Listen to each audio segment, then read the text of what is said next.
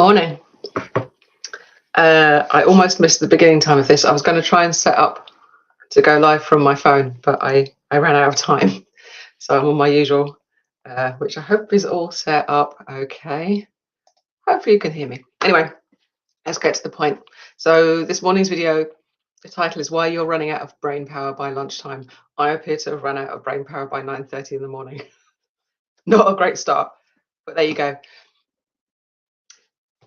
I was thinking about a quote by William Blake, as you do, on a Wednesday morning. No, but seriously, William Blake wrote in the 1700s, he was doing his thing, think in the morning, act in the afternoon. Well, I think he said think in the morning, act in the noon rather than afternoon, eat in the evening, sleep in the night. Now, he was a poet and a painter and a visionary, but he had no access to neuroscience, no brain scanning technology, didn't have any research into like cognitive load, but basically he landed on something that scientists have confirmed like centuries later. He had the right idea. I guess he had the right idea about a lot of things. Your best thinking belongs in the morning, not because of like the beatific quality of the sunrise, as Blake would have probably appreciated for his paintings, not because you haven't checked your emails yet, because you probably have, but because by the afternoon your brain is running low.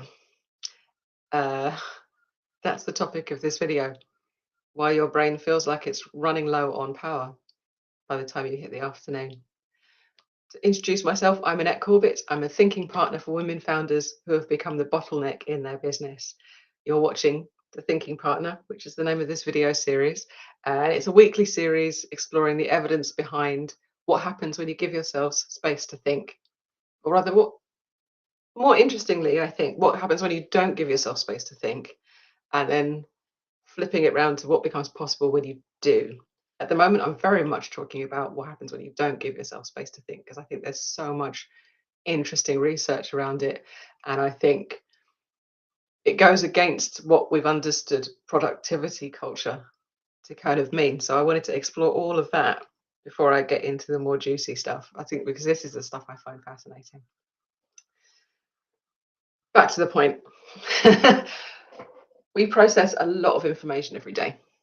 I once really roughly figured this out for a workshop I was running where we were talking about similar topics. I can't remember the exact figure of like the number of gigabytes, but what I did figure out is that it's the equivalent of watching all 62 episodes of Breaking Bad, sort of standard Netflix quality video 5 times through every day.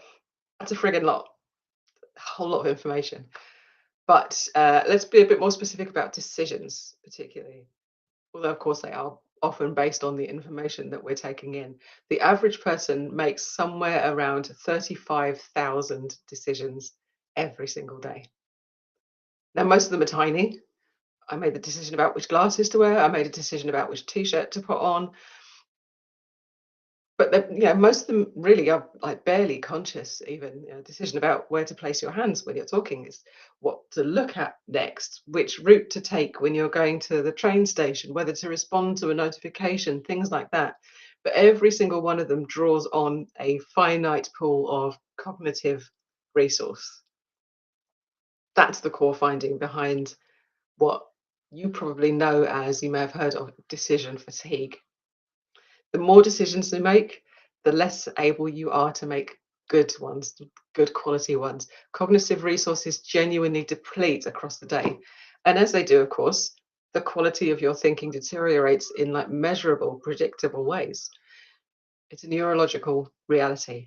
It affects everyone, including even the most experienced, most capable, most driven founders and leaders. Let's face it, if you're a leader, if you're a founder, decision making is basically your job. It's something you do all the bloody time. And high achieving people tend to make more decisions at higher stakes, less margin for error. So that pool of cognitive resource is depleting faster, and the cost of the depletion is effectively higher. So that's That's a little bit about decision fatigue. But let me talk a little bit about what it actually kind of looks like in practice. And I want you to notice if any of this sounds familiar to you. So, in the early part of the day, complex decisions feel manageable. You talk about like you feel like you've got a fresh head, you're coming to it with a quite sort of active thinking. You can hold multiple options in your head, you can weigh them up, you can think about like second and third order consequences. So you've got the sort of longer view on things. You're in what researchers call system two thinking, which is slow, analytical, deliberate thinking. Then, as the day goes on and that pool of cognitive resource starts to deplete, the brain starts to look for shortcuts. It shifts towards system one thinking, which is the faster, the more instinctive, the more reactive. And the number of times I've heard the word reactive from leaders when I'm talking about them, the kind of work they're doing where they feel like everything I do feels reactive. They're probably sitting in that system one thinking a lot of the time. And when you're in that, you start to favor like the default option, whatever requires the least effort to process. You might even avoid making decisions altogether. Your brain is conserving what's left. So think about that. Think about how often that happens. Think about when you're trying to change your behavior as well. And you're often in that sort of when you're tired, when you're depleted, when you're low on resources, you shift into that system one thinking. And what can happen as well is kind of the opposite of you make impulsive, quick decisions just to like get them off the list. Either way, the quality of your decision making suffers. Now, I don't know about you, but I recognize this as the kind of, well, I've been calling it the 3 p.m. wall, that post lunch shifting into late-ish afternoon, that moment when you reread the same email you're drafting like 3 times and you still can't work out whether it even makes sense, how you want to respond. When a decision that probably would have been a minute at 9 a.m. feels like almost impossible by that mid-afternoon point. That's your cognitive pull telling you that it needs refilling. It's depleted. And here's the part I really want you to kind of sit with and think about, because standard decision fatigue research tends to use a fairly narrow sample. Now, this is if you're on LinkedIn a lot, as I am, because that seems to be where my people hang out. You will have seen these posts. Well, let's go back to the research. The research was focused on often male executives, often high status roles, often with like significant infrastructure of an organization around them. And what the research erases is this: those men were making decisions in a context where an enormous amount of like domestic, emotional, and mental labor was being offloaded onto someone else. The reason I mentioned LinkedIn is because you will have seen these posts. The male entrepreneur with the white text on black with his list of his perfectly optimized morning where he's up and out of bed at 5 a.m. He's doing in the gym, he's doing his meditation, he's got his deep work block that starts at like 8 o'clock in the morning before he's done anything else for this day. More gym time, clean eating, all that stuff. A fully structured, beautifully managed and optimized day, entirely devoted to being like a high performance founder. Somewhere in the background of that post, invisible and unmentioned, is the person who did the school run, who remembered the dentist appointment, who managed the household admin, who took the emotional temperature of the room, who dealt with approximately like 400 small decisions before he sat down to work at 8 a.m. That bit never makes it onto the productivity post, does it? Because when women founders are making the same decisions, the same high stakes decisions as their male counterparts. And they're also carrying that additional mental load, the invisible, relentless cognitive labor of anticipating needs, of coordinating family life, of managing the household, of being emotionally present for those around them. The decisions don't stop when the laptop opens, they're already depleted. That pool is already starting to lower before the working day has even started. And yes, I know this is a generalization. I know that not every household works this way. And yes, I know not everyone manages a household But we do know that the statistics point this way. This isn't an opinion, this is just counting. So if you're a woman founder and you've ever wondered why you seem to run out of bandwidth faster than you think you should, it's likely because you started the day with a smaller reserve than the productivity content that you've been seeing online. So I just want to take a moment to pause on that and think about what that means for how you think about yourself, how you work, how you might need to structure your time differently, how you might be, maybe comparing yourself to the productivity 5 a.m. start is not particularly productive for you. So we talked a bit about the reality. What can you actually do with this information? A few things worth considering. I thought I should give a few tips this morning for a change.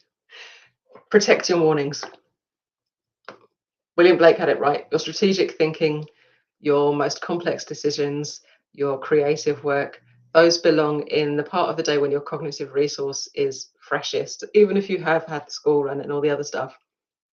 Guard that time fiercely. Emails, admin, routine tasks, all of that stuff. That can wait until later in the day. Second, reduce trivial decisions deliberately. I'm calling this the Steve Jobs logic. You don't have to wear the same thing every day to apply it, which is apparently what he did.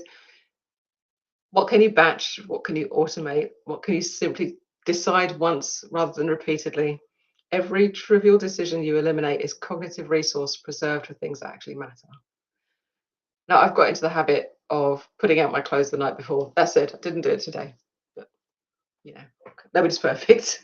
It seems trivial, but when you're having one of those, I don't know what to wear, everything feels uncomfortable kinds of mornings, it can take up a surprising amount of time and effort.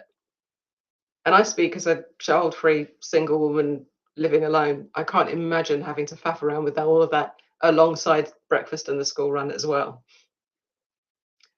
Next tip. I mentioned the 3 p.m. wall. Notice the 3 p.m. wall and see if you can respond to it differently. When it hits, the instinct is to push through. The evidence suggests the better move is to step away.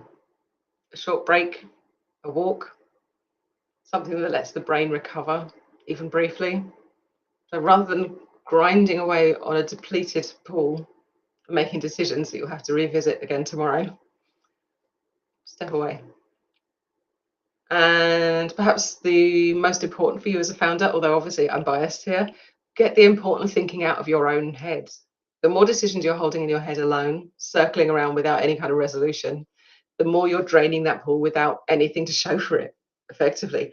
Thinking with someone else, a thinking partner, a trusted peer, a mentor, a sounding board, a friend, it takes decisions off your internal list and moves them forward, which is both a massive relief and a practical protection of that cognitive resource that we talked about. So to run through those ideas again, protect your mornings.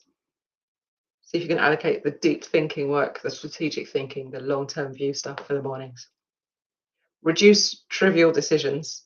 What can you automate? What can you eliminate? What can you defer? What becomes something that is just a routine part of your daily pattern so that you're not having to think about it every single time? Notice the 3 p.m. wall. Plan your day accordingly if you can. Take a break. Think about when you feel that you're most effective. And get the important thinking out of your own head. Basically, who can support your thinking? So I would invite you to reflect on how your day runs now. When in your days are you currently making your most important decisions? Is that when your cognitive resource is actually at its peak? Or is it something you're squeezing in to whatever time is left after everything else is done? How's that working out for you? That's my invitation to you today. So that's the end of this week's video. Run for about 15 minutes, a little bit longer than usual. I'll be here next Wednesday for the next piece of this. If any of what I've shared today resonates, if you've been feeling like you're running out of brain power before the day has really started, which actually seems to be me a little bit today for some reason, I'd love to hear from you. Drop me a comment, send me a message. My inbox is always open. And if you're watching on YouTube, do all the things, the like and the subscribe stuff, so you see what's coming next. Next week, I think I'm going to talk about switch cost effect, which is worth looking up because this came up in a coaching session this week.